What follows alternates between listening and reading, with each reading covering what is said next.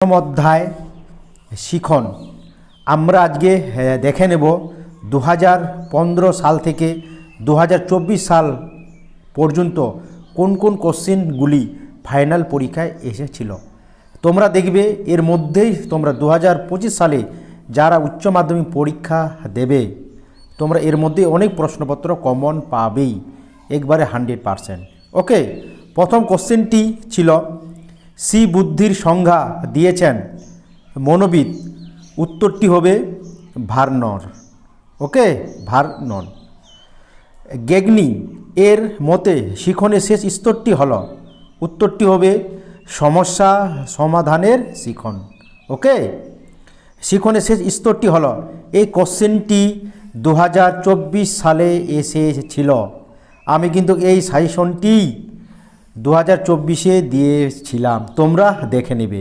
কি শিখনের শেষ স্তরটি হলো, উত্তরটি হবে পত্রভিজ্ঞা। এটা কিন্তু 2024 সালে এসেছিল। ওকে, নেক্সট কোশ্চেন, মনোযোগের একটি বাহ্যিক নির্ধারক হলো, উত্তরটি লিখবে তোমরা তীব্রতা। ওকে, জি উপাদান প্রয়োজন হয়, এই কোশ্চেনটি 2024 সালে এসেছিল।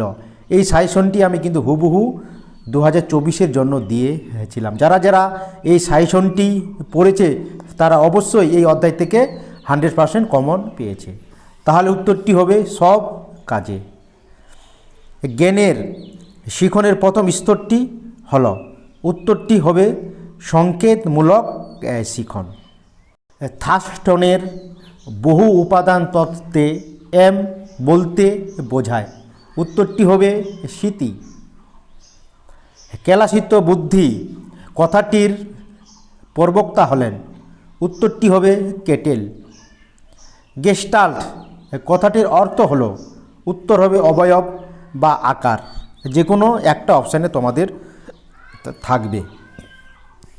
মানসিক ক্ষমতা সংক্রান্ত দ্বি উপাদান তত্ত্বের প্রবর্তক হলেন, উত্তরটি হবে স্পেয়ারম্যান। মানসিক ক্ষমতা সংক্রান্ত বহু উপাদান তত্ত্বের প্রবর্তককে, উত্তরটি হবে থর্নডাইক। আগ্রহ হলো সুপ্ত মনোযোগ এবং মনোযোগ হলো ক্রিয়াশীল আগ্রহ, এ কথা বলেছেন, উত্তরটি হবে ম্যাকডুগাল।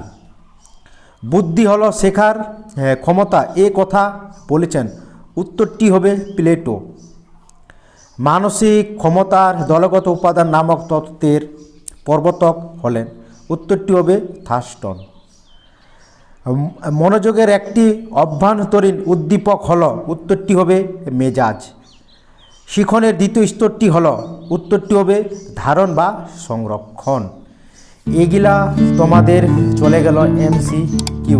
এই কোশ্চেনগুলি তোমাদের 2015 থেকে 24 সাল পর্যন্ত এসেছিল। সাইডে তোমরা দেখে নেবে কোনটা কোন সালে কোশ্চেন এসেছিল।